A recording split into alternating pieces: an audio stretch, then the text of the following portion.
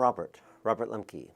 I born, raised, live, maybe die here in San Antonio. It's a wonderful town. Met my wife, went at dental school, and I'm an oral maxillofacial surgeon.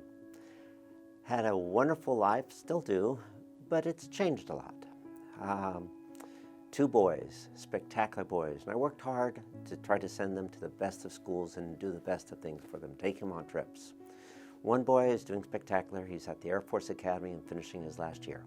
And the other boy had just essentially finished his first year in college and was really artistic, outgoing, and everyone loved him. We argued 3 times ever in life. After the 3rd time, I found him dead. He had committed suicide. After that, your life is upside down, and there's a lot going on, and you ask yourself so many questions, and you're frustrated, you're mad, you're angry, you're guilt-ridden, and you replay scenes over and over again, going back to when they were a child, of what I should have done better, or what I could have done better, or what I didn't do. And I reached out to other people who had lost children, and I found that they weren't any different. I was hoping for an answer, I think, something, the silver bullet, something that would tell me that it was all okay and it would all be wonderful. Unfortunately, I haven't found that. But what I have found is that the crying every day to work and every day from work gets a little bit better, gets less. So let me tell you a few things that maybe you can do a little differently than I did. Maybe we can learn together. The second time, at one point he told my wife, and I wasn't there when I had argued with him, and I went inside and said, "You deal with him, I can't." And she thought he was just another teenager growing up, having those interactions with a parent. And he said, "There's not a day that goes by that I don't feel like killing myself." Well, he had never expressed anything like that before. And so my wife waited a day or 2, but then approached him and said, "Look, why don't we get you some help?" And he didn't say anything. And then asked him 2 days later, and he said he'd look into it. The 3rd time, he'd come in late, and I noticed some problems on his account, and I went up into his room. My wife had left, went up to his room and started arguing with him. And I feel bad because I turned on the lights and was interrogating him and asking him different things. And at one point I said, "You want to talk about being responsible? Well, responsible is not coming in at 4 in the morning. And he says to me, "But Dad, I came home early." And I said, 4 o'clock is not early. Let me fast forward. 2 days later, Mom called and said my daughter was with him at a party. And at that party, she said, "Daniel, why are you leaving so early? Everyone else is still here." And he said, "This is the 2nd time all summer I've been out this late, and I don't want to let down my parents." You know, in my mind, 4 o'clock was not responsible. And for most parents, it probably isn't, okay? But he was trying to do the right thing, and I wasn't listening to him.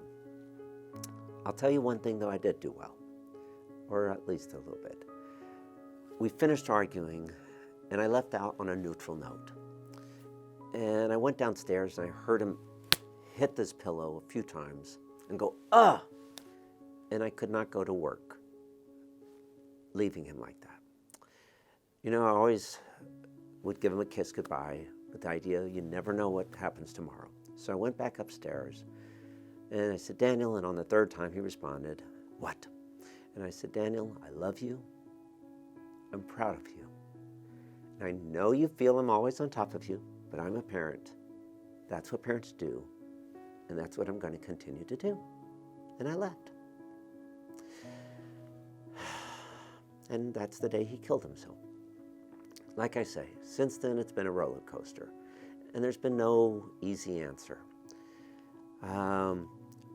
Lots of friends come, you get lots of books, all on suicide. Oh boy, what could be better, right? And most of them, you read a few chapters and that's about all you can take. I did have a few friends, though, that gave me some good words. One friend, for example, he came over and he said, "Look, you can't internalize. Every time you internalize, you don't get anywhere.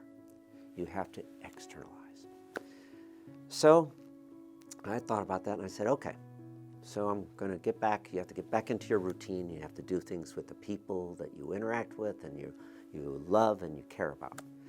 I'm an oral and maxillofacial surgeon. And I went in just another day, about 2 weeks out. And my assistant came to me and said, Dr. Lemke, your patient to take out their wisdom teeth, their third molars, is here. She's 16 years old, but she's expecting. And we were going to do IV sedation on her. You don't want to do it, do you? I said, no, not if she's expecting. When did she find out, or how long is she? She just found out. Who's here with her? Her mom. Does her mom know? No. So I go and I talk to the young girl. And of course she hadn't told mom. And I said to her, look, I'm going to open up a little bit. I'm going to tell you about something. I argued with my son, and I found him dead. And I know none of us are perfect. We all make mistakes. And there were some things that I think he may have been either afraid to talk to me about. I don't know. And at the end of the day, though, you know, as parents, we yell, we scream, we throw our arms up in the air, we're frustrated. But at the end of the day, we love you more than anything. I said, your mom, I'm sure, is the same. Do you want me to talk to her? She said, yes. So I went, pulled mom in. Says, hello, we're not going to be taking out the wisdom teeth on your daughter. She says, why not? I said, well, she's expecting. Mom pulled her head back, said, no, not my daughter. I said, yes, your daughter. She got a little teary-eyed. I wasn't sure what to say then. She's like, and I said, let me tell you a little story. And I told her about my son, how I had argued with him, how he was a wonderful son. Everyone loved him. But I found him dead. And at that point, they wheel her in a wheelchair into the room. And I said, oh, I thought you wanted me to talk to your mom. And they said, she wants to be here. It's like, okay. And I said, look, none of us are perfect in life. We do what we can. We do our best. And at the end of the day, though, as parents, sometimes, yeah, we scream, we yell, we throw our arms up in the air, we're mad, but we love you more than anything. At that point, the mom turns to her daughter and says, that's right. That's it. She then,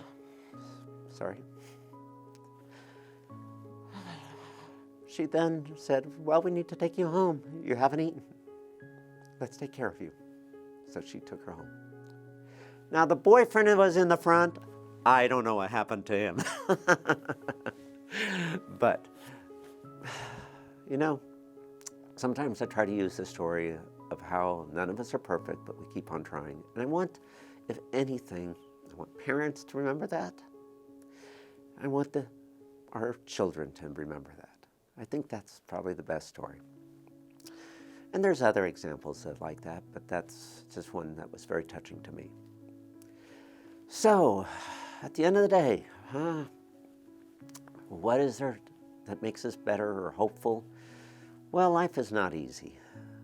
But you'll find when there's tragedies like this, you're going to find people coming out who will help you. And sometimes it's the strangest of people.